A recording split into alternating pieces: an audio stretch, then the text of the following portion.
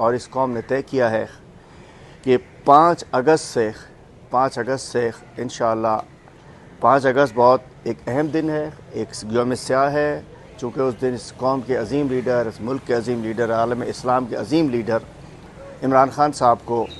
गिरफ़्तार किया गया था नाजायज़ कैद में। और आज 3 साल 5 अगस्त को हो जाएंगे। तो इंशाअल्लाह उस रोज़ 5 अगस्त को हमने फ़ैसला किया है कि कराची, हैदराबाद, मीरपुर ख़ास, नवाबशाह, सखर, लाड़काना समेत सिंध के तमाम अज़ला और तहसीलों की सतह पर हम प्रेस क्लब्स, कराची में प्रेस क्लब के बाहर, हैदराबाद में प्रेस क्लब के बाहर और दीगर शहरों में पूरे सिंध में हम रैलीज़ निकालेंगे,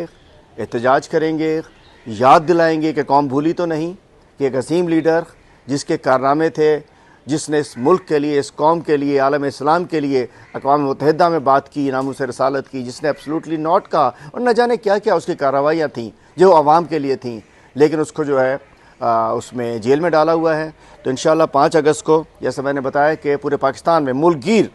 एहतजाज है, मुल्कगीर तमाम सूबों में, और उस खैबर पख्तूनख्वा में जलसा हो रहा है और सिंध का मैंने आपको बता दिया कि और इस वक्त तक 15 जुलाई से हमने एक स्ट्रीट मूवमेंट, एक मैस मोबिलाइजेशन कैंपेन स्टार्ट की थी, जिसमें 235 के करीब मुख्तलिफ स्ट्रीट्स के ऊपर, मुख्तलिफ शहरों में, बाज़ारों में, चौरंगी पे, चौराहों पे हमने खान साहब का पैगाम पहुँचाया है। ये भूले तो नहीं। और उसमें समझता हूँ कि इंशाअल्लाह ये हमारी, मैं सिंध के अपने तमाम ओहदेदारान को, तंजीमों को, कि जिस अंदाज से वो निकले हुए हैं जगह जगह, वैसे तो कौम नहीं भूली है, लेकिन फिर भी हम बताना चाह रहे हैं, अगर कोई सो गया हो तो बताएं कि इमरान खान आपके लिए 3 साल से जो है वो जेल में है। तो एक और हमने मैं बताना